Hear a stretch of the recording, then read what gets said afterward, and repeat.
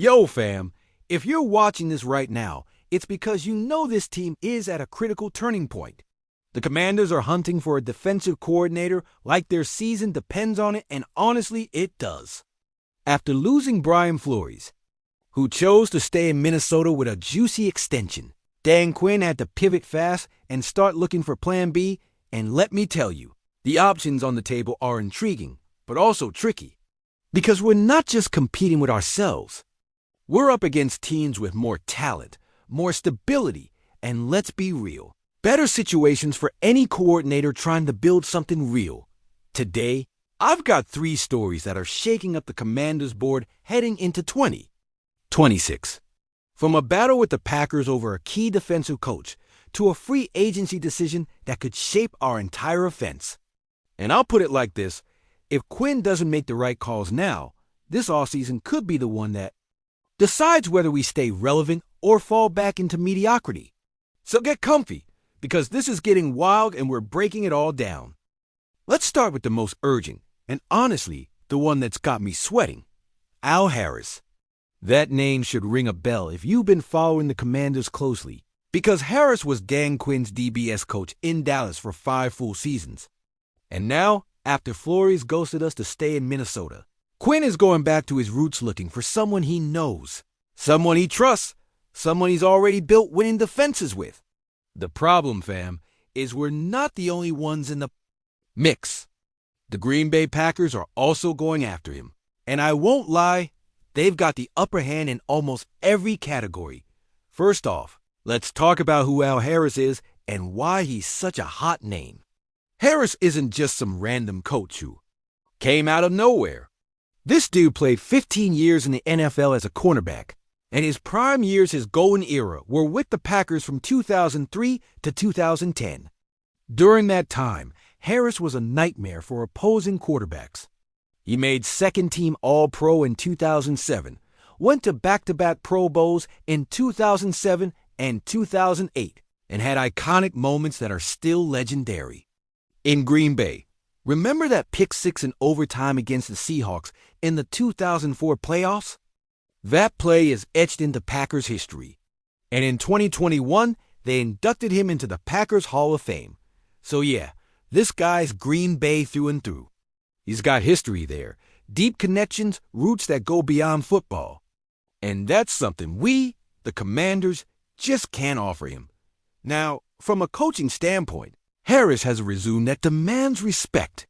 He started from the bottom as an intern in Miami back in 2012, learning the ropes from scratch. Then he spent 6 years with the Kansas City Chiefs, working with some of the league's best DBs and learning multiple defensive schemes. Then came his most important chapter, 5 seasons with the Dallas Cowboys under Dan Quinn, where he coached the DBS and helped build a secondary that ranked top 10 in the league for several years. In 2025, he joined Ben Johnson's staff in Chicago as DB's coach and passing game coordinator, which means he's already got experience coordinating parts of a defense. This guy knows what he's doing. He knows how to develop young corners, how to adjust coverages based on the opponent, and he's got Quinn's full trust. But here's the part that's keeping me up at night. Why would he choose Washington over Green Bay? Let's be real and lay it all out. The Packers are the better team right now, and it's not even close. They've got Matt LaFleur locked in, with a fresh contract extension, which means long-term stability. LaFleur isn't going anywhere, and that gives any coordinator peace of mind knowing their boss won't be fired in a year or 2. Compare that to our situation.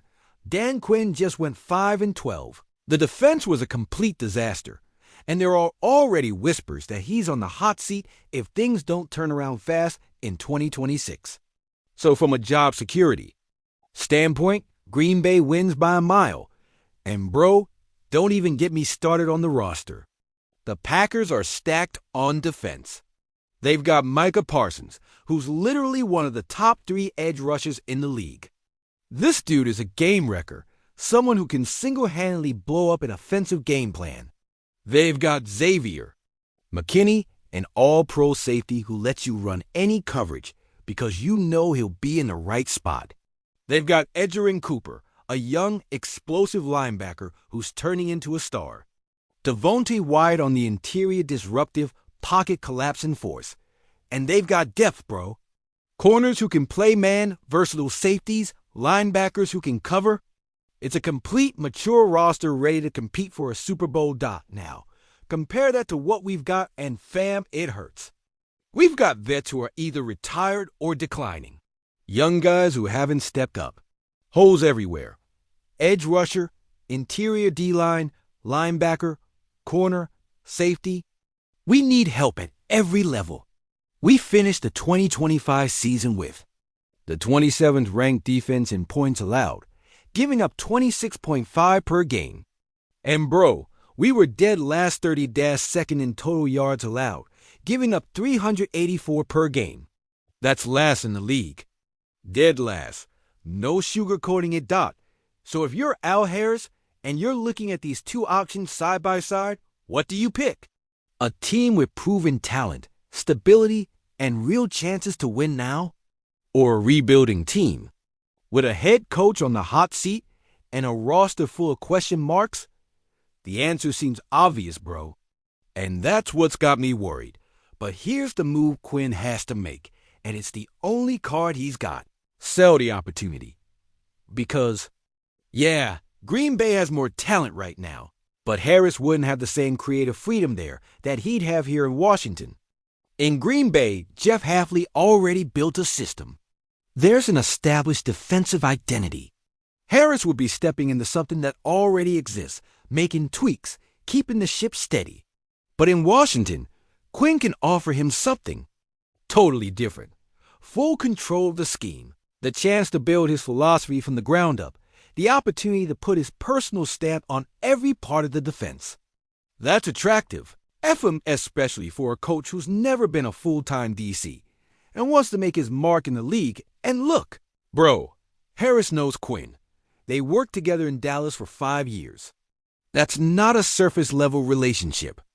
That's real time, real trust, real chemistry. Quinn knows how Harris thinks, how he prepares, how he adjusts mid-game. And Harris knows how Quinn operates, what he expects from his coordinators, how he delegates.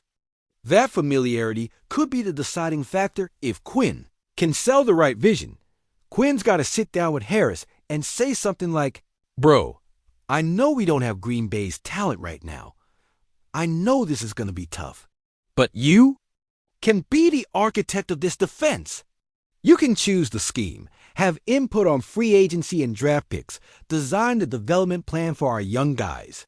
And in 2 or 3 years, when this defense is top 10, it'll have your name all over it. You won't be the guy who inherited something good. You'll be the guy who built it from scratch. That's the pitch, fam. That's the only way to compete with the Packers in this race. And there's another angle Quinn can use, the easier transition. In Green Bay, Matt LaFleur is an offensive-minded head coach. That means Harris would have full autonomy on defense. Sure, but he wouldn't have the same level of mentorship and support he'd get from Quinn, who's a defensive guy through and through with years of experience as a DC. Quinn can guide him, help him through the tough parts of being a first-time coordinator, be a resource when things get rough. That matters, especially for someone making the jump from position coach to DC. But bro, let's not kid ourselves. If Harris picks the Packers, I won't blame him. Because from the outside, Green Bay is the safer, more stable option with better odds of immediate success and less risk of everything blowing up. And if that happens, Quinn's going to have to keep searching, and fam, the options are running out fast. He's already interviewed Jonathan Gannon, already talked to Denard Wilson, and now he's on Harris. Who's left? How many quality DCS are even available right now? And one more thing that's got me nervous, the timing. Harris already interviewed with Green Bay on Wednesday. Now he's coming to Washington. That means Quinn gets the last word. Sure, but it also means Harris already heard the Packers' pitch. He's seen their roster, talked to LaFleur, probably has an offer on the table. So Quinn doesn't just have to sell his vision. He's got to beat what Green Bay already offered. And that, bro, is a tall order, Dot. So what does Quinn need to do? Be aggressive. Put everything on the table. Promise resources. Promise autonomy. Promise that Harris will have a voice in every major defensive decision. And be honest about the challenges, because if Harris comes in expecting a ready-to-compete roster and finds out the truth later, that's going to be a problem. Better to be transparent now and sell the long-term vision. And fam, if we lose Harris too after losing Flores, this becomes a pattern. And patterns are dangerous in the NFL because they start to hurt your rep. They make other coaches think twice before coming here. And that's something we absolutely cannot let happen. All right, bro. But let me tell you, what's coming next is just as heavy and could have massive implications for our offense. All right, fam. Let's talk about Deebo Samuel. Because this free agency decision might just shape our entire offseason and no cap. It's complicated with a lot of layers to unpack. First, a little context on how we got here. The Commanders brought in Deebo via trade from the Niners almost a year ago, and at the time, it looked like a genius move. The plan was crystal clear. Slot him in as WR2 behind Terry McLaurin, give Jaden Daniels 2 elite weapons on the outside, and build an offense that could attack from every angle. Deebo isn't just a traditional wideout, bro. This dude can run routes from the slot, line up outside, take handoffs like a running back. Block in the run game, he's a Swiss Army knife. And Adam Peters had a vision to use him exactly like that. But bro, nothing went according to plan. Like, nothing. Terry McLaurin, who signed a big extension during training camp and was supposed to be our undisputed WR1, spent most of the season battling a quad injury that never really healed. And when I say injured, I don't mean he missed games. I mean, he played through pain, couldn't make those explosive cuts that make him special. So by default, Deebo became our Woe-1, a role he wasn't brought in for, and let's be honest, isn't ideal for at age 30. And on top of that, Jaden Daniels missed significant time too. Our rookie QB, the guy who was supposed to take the next step after winning Offensive Rookie of the Year in 2024, also dealt with injuries. So that perfect vision Peters had Jaden healthy, Terry healthy, Deebo as the perfect complementary piece never happened. We never got to see that offense at full strength. And look, fam, Deebo did his part given the chaos. He led the team with 72 catches for 727 yards. Not eye-popping numbers, not all pro stuff. But considering the mess that was our offense in 2025, that's solid. He played with multiple backup QB, was the only consistent threat in the passing game for long stretches 72. Grabs and over 700 yards is respectable. Not elite, but solid. Here's where it gets tricky. Deebo turns 30 in January. And in the NFL, bro, 30 is that magic number where G-Miz starts sweating. History tells us that most receivers start to decline after 30. Not all there are exceptions like Julio Jones, who stayed elite into his early 30s, but most start to lose that step, that burst, that ability to separate. And Deebo isn't a technician like Keenan Allen, who wins with route running. Deebo wins with explosiveness, physicality, breaking tackles, and yak. And those are the first traits to fade with age. So in free agency, there are gonna be teams willing to pay him like he's still in his prime. Contenders who need a veteran receiver and are ready to throw a 2 or 3 year deal with solid guaranteed money. And that's the dilemma Adam Peters has to solve. Is it worth keeping him?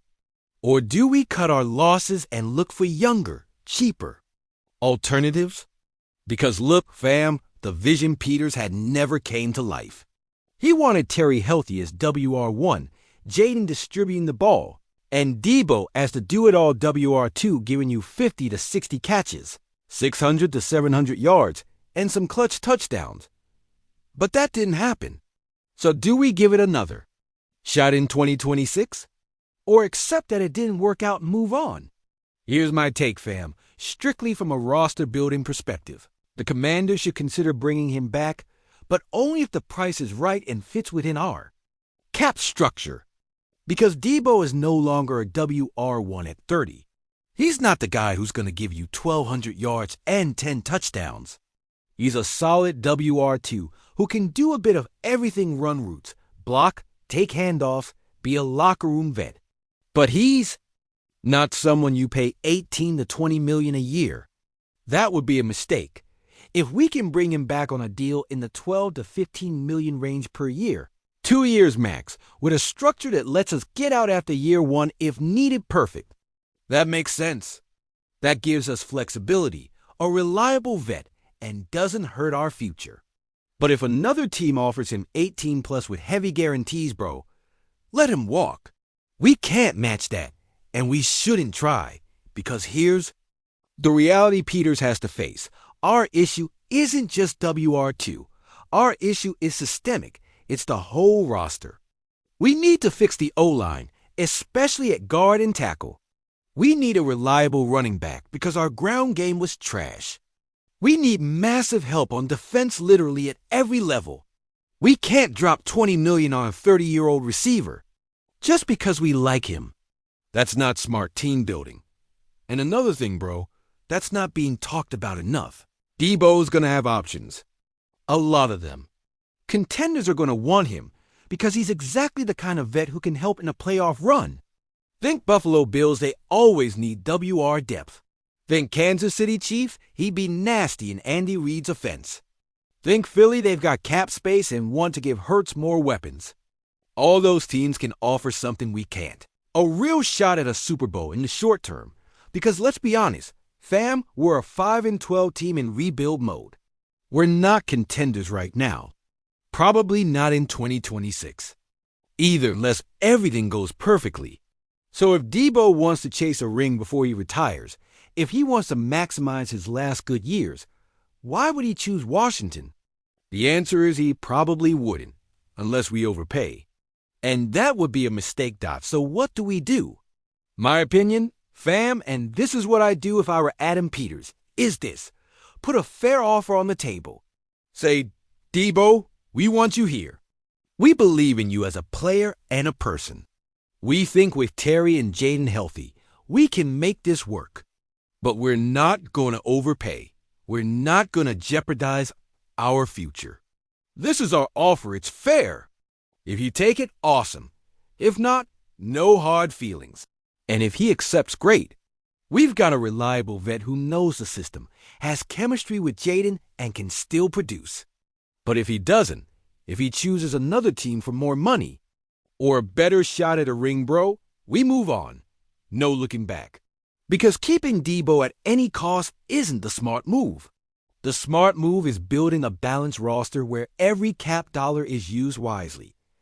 And look, fam, there are alternatives. We could draft a young WR in round 2 or 3, someone with upside on a cheap rookie deal. We could sign a cheaper vet. In free agency, someone like Tyler Boyd or Michael Thomas who'd take a complimentary role for less. We could even promote from within, give more snaps to a young guy who hasn't had a real shot yet. Because fam, and this is key, our passing. Game didn't live or die with Deebo in 2025. The problem was deeper. The O-line didn't protect. The run game was non-existent. Jaden was hurt. Terry was hurt. Bringing Deebo back won't fix those core issues. We could re-sign him and still have the same problems in 2026. If we don't fix the foundation first. And one more thing, bro. What message are we sending to the locker room if we overpay Deebo? We've got other players coming up for extensions. Young guys watching how we treat vets. If we throw big money at a 30-year-old who had a decent but not great season, what precedent are we setting? So Deebo, if you're watching this, I know you probably aren't, but still, we appreciate you, bro. We respect what you did in a tough season, but it's got to make sense for both sides. It's got to be a deal that works for you and for us. And if we can't meet in the middle, if another team gives you a better shot, go get it. No hard feelings. You're a pro. You deserve to be paid fairly. And if that means continuing your career elsewhere, we get it. But Adam Peters, go. Fall in love with the name. Don't make an emotional move. Make the right move for the long-term roster. Because building a winning team is about making tough calls, and this is one of them, bro. Okay? But hold up, because what's coming? Next is a bold move that could completely change the identity of our offense. Fam, let me tell you something that's got me both hyped and nervous at the same time. If the Commanders land Breece Hall in free agency, that would be a statement. That would be Adam Peters stepping up and saying, we're in win-now mode. We're giving Jaden Daniels the tools to succeed. We're not waiting around for young guys to develop, we're going for it. Because, bro, this dude is one of the best young running backs in the entire league. And he might hit the market right when we need a legit RB1 the most. Let's talk numbers first. Because Hall just had his best NFL season in 2025. 1,065 rushing yards on 243 carries with the Jets. That's 4.4 yards per carry, which is solid, especially considering he was running behind a Jets O-line that was, let's be real, mid at best. And he's only 24 years old. Fam, 24. That means he's entering his prime right now, in that sweet spot between 24 and 27, where running backs are at their peak. He's not some aging vet like Derrick Henry at 30. He's not a rookie still figuring it out. He's a prime-time weapon with upside. And bro, Hall isn't just a runner. This guy's a legit receiver out of the backfield. In 2025, he had 45 catches for 380 yards. That makes him a real threat in the passing game, too. He can run routes from the backfield, line up in the slot, be a reliable check down when the coverage is tight. That's huge in today's NFL, where backs who can't catch are basically extinct. And his versatility goes even further. Hall can block in pass protection, something a lot of young backs struggle with. He can read blitzes, pick up linebackers, and give Jaden those extra seconds in the pocket. In the run game, he can pound it between the tackles, bounce it outside, make. The first guy missed with his vision and footwork. He's a complete back. Fam, those don't grow on trees, so why do we need Hall? Let's be brutally honest about what happened in 2025. Our run game was a straight-up disaster.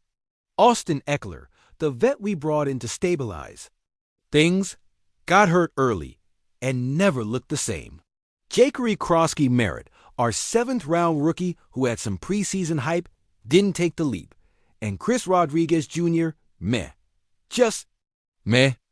Nothing special, We finished 23rd in run offense. The VOA.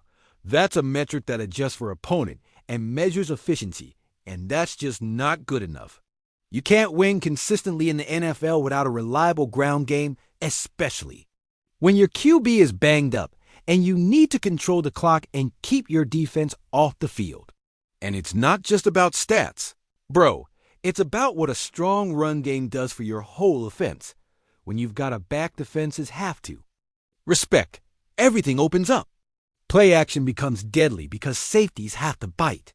RPOs become lethal because linebackers freeze. Third and short becomes manageable because you've got someone you trust to move the chains. And late in games, when you need to bleed the clock and protect a lead, you've got a guy who can do that. We had none of that in 2025. And it showed. It showed in how defenses played us aggressive, in how we couldn't close games, in how Jaden was under constant pressure because nobody respected the run. Now, I know some fans are going to say, but we've got J.C. Mubium. Time. And look, I get that. The kid has potential. He's got some juice. He's got tools. But the coaching staff clearly doesn't trust him yet. And it makes sense when you look at his background. He only played 12 college games total. 12. And just one of those was in 2024. So he doesn't have the reps, the workload, the experience you want from a rookie RB who can contribute right away. JCM needs time to develop. He needs a full NFL offseason, a full training camp, time to learn how to read blocks, pass protect, run routes. And while he's doing that, we need someone who can carry the load now. Someone who can be RB1 from day one of camp. Breece Hall is that guy. He's a complete back who can do everything you need a modern RB to do. And bro, Imagine what Jaden Daniels could do with a weapon like Hall in the backfield. Imagine play action with Hall selling the fake, and Jaden getting a clean pocket to hit Terry deep. Imagine RPOs where Jaden reads the linebacker. And if the pound drops in the coverage, he hands it to Hall, who's got a one-on-one with a safety. Imagine screen passes where Hall catches the ball in space and turns 5 yards in the 15 with his vision and power. That's what we're talking about. Fam, this isn't just about adding a running back. It's about transforming the identity of our offense. It's about giving Jaden the tools to be the quarterback we know he can be. But here's the catch, and it's a big one. Hall is going to be expensive because, fam, he's one of the top backs in free agency, probably the best when you factor in age, production, and upside. And there are going to be teams ready to pay him like it. Teams with more cap space than us. Teams closer to contending. Teams with better situations. Think about the Ravens. They always value the run game and have cap space. Think about the Texans. They want to help C.J. Stroud. Think about the Bengals. They need to replace Joe Mixon. All those teams are going to be in the mix for Hall, and they can all pay Doc. So is it worth it for us? Or should we spend that money on other needs like edge rusher, O-line, or corner? Here's my take, bro, and this is just how I build rosters. It depends on the price. If we can get him for $10 to $12 million a year on a 3-year deal with, and out after 2, do it. Don't even hesitate. That gives you a prime RB1, lets you develop JCM without pressure, and instantly upgrades your offense. But if another team offers $15 million or more of heavy guarantees, bro, let him walk. Because as much as it hurts to say, running backs just aren't as valuable as they used to be in today's NFL. The market has shown time and time again that paying top dollar for a back is a trap. Look at what happened with the Browns and Chubb, the Titans and Henry, the Panthers and McCaffrey before the trade. Big RB contracts rarely work out. And fam, we've got to be real about our cap situation. We're not the Rams pulling cap tricks. We're not the Eagles with endless space. We've got limits. Every dollar we spend on Hall is a dollar we can't. Used to fix the defense, improve the O-line, or re-sign our own guys. But here's the argument in favor, and it's one I can't ignore. Signing Hall would send a message. It would tell Jaden Daniels, we've got your back. We're not asking you to carry everything alone. It would tell the fans, we're trying to win now. We're not tanking. We're not rebuilding forever. And it would tell the league, the Commanders are back. We're players in free agency. We're a destination. Those intangibles matter, bro. Because when you're trying to change the culture of a franchise, when you're trying to attract other free agents, when you're trying to convince your current players to stay, making a splash helps. And look from Jaden's perspective. Specifically, giving him a back like Hall could speed up his development. Right now, Jaden has to do too much. He's the run game and the pass game. He has to create with his legs when protection breaks down. He has to be perfect because there's no margin for error. That's a lot for a second-year QB. With Hall, Jaden could breathe. He could take what the defense gives him instead of forcing plays. He could use play action effectively. He'd have a reliable check down instead of holding the ball waiting for someone to get open deep. That would make his life way easier and probably make him play better . So Adam Peters, if you're listening, make the move if the price is right. But don't fall in love with the name. Don't overpay just because it's a big splash. Because building a winning roster is about balance, not headlines. It's about smart decisions that set you up to win long term, not just buzz in March. And fam, if we don't land Hall, there are other options. We could draft a back in round 2 or 3, someone like Quinton Judkins from Ohio State or Ollie Gordon from Oklahoma State. We could sign a cheaper vet like Zach Moss or Gus Edwards on a 1-year deal. We could even give JCM more reps and see if he makes the leap in year 2. It's not Hall or bust, bro. But Hall will be the best option if the price is right. And that's the key. If the price is right. Bro, Those are the three big stories shaking up the Commanders right now, and each one has massive implications for our future.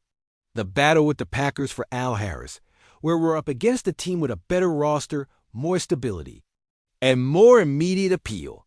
The Deebo Samuel free agency decision, where we've got to balance loyalty with financial reality.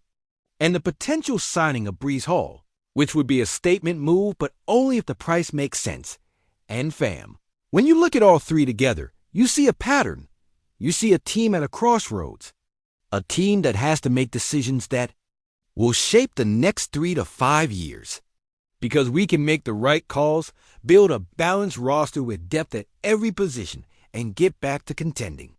Or we can make emotional moves, mismanage the cap, overpay declining players, and stay stuck in mediocrity for another half-decade.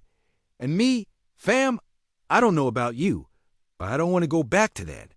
I don't want to go back to the years where we were irrelevant, where every season was about next year, where we were just hoping for something magical to happen. We got a taste of relevance in 2024 when we made the NFC Championship. And yeah, 2025 was a mess, but that doesn't mean it's over. It means we've got to be smart. We've got to be disciplined. We've got to make the right moves. Dan Quinn, Adam Peters, if you're listening, be smart.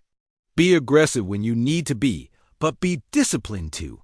Don't overpay Harris just because you're desperate. Don't keep Deebo at any cost.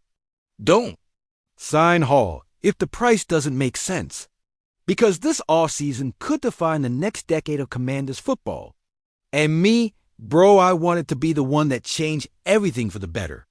Not the one that buried us. Fam. If you made it this far, first of all, thank you. Thanks for sticking around. Thanks for listening. Thanks for being part of this community. Drop a like if this breakdown helped you out. Hit that subscribe button. If you haven't already, we drop Commanders content every single day. And let me know in the comments, what would you do? Would you go after Al Harris even if it means overpaying a bit? Would you bring Deebo back or move on? Would you go all in for Breece Hall? I want to hear your take, because this is intense. And I need to know if I'm crazy or if you're seeing the same thing I am. And if you want more Commanders content, bro, click the playlist right here. We've got game breakdowns, draft talk, film analysis, everything you need to stay locked in with this team. Because fam, this is more than just football. This is community. This is passion. This is what brings us together. See you in the next video, fam. And remember, no matter how tough it gets, no matter how many bad decisions get made, we're still here. Because we're Commanders fans, and that means something. HTTR, bro. Hail to the Redskins. Hail to the Commanders, however you want to say it. Let's ride.